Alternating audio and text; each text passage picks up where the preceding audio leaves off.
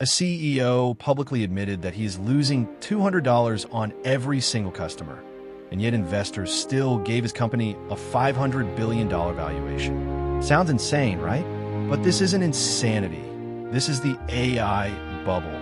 And this bubble isn't just affecting tech companies, it's going to directly affect your future.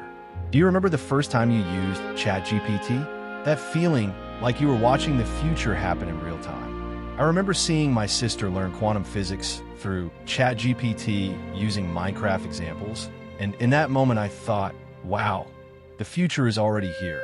But today, 2 years later, when I look at the balance sheets of AI companies, I honestly feel scared because this feels exactly like how people felt before 2008 when they looked at their real estate investments. And we all know how that story ended. November 30th, 2022 was a completely normal Wednesday, and nobody had any idea that this day would change internet history forever. OpenAI launched ChatGPT, and within just 48 hours, the world shifted. People were writing breakup texts, debugging code, generating bedtime stories. The growth was insane. 1 million users in 5 days and 100 million users in 60 days. Instagram took 2.5 years to reach that number. Facebook took 4.5. ChatGPT shattered every record. Silicon Valley went into full panic mode. Inside Google's offices, there was a literal meltdown. People were saying, "We invented this technology. The transformer model is ours. So why is my kid using ChatGPT instead of Google's AI?" Then came the AI gold rush. Microsoft poured $10 billion into OpenAI. Google rushed out Bard, which failed during its very first demo. Amazon invested billions into Anthropic. And the most absurd part?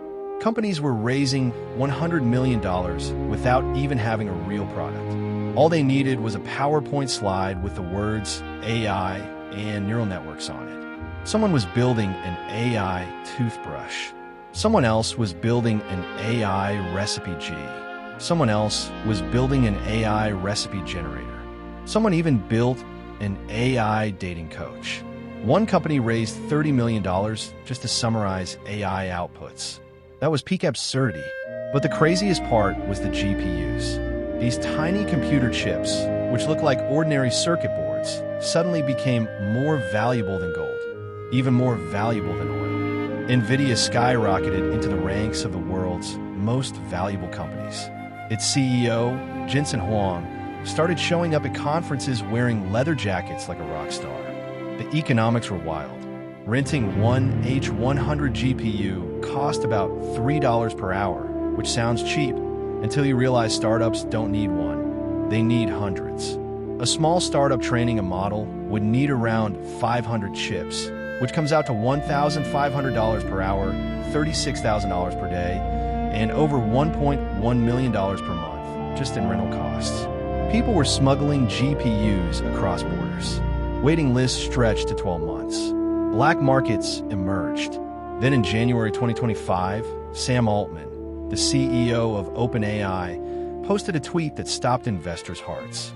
He said, "We are losing money on our $200 per month pro subscriptions. People use it more than we expected." In simple terms, more customers meant more losses.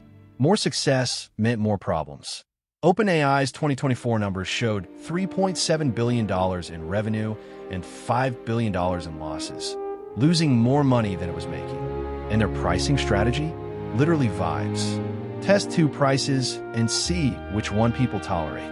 That's the business model behind a $500 billion valuation. Now here's the scariest math of all.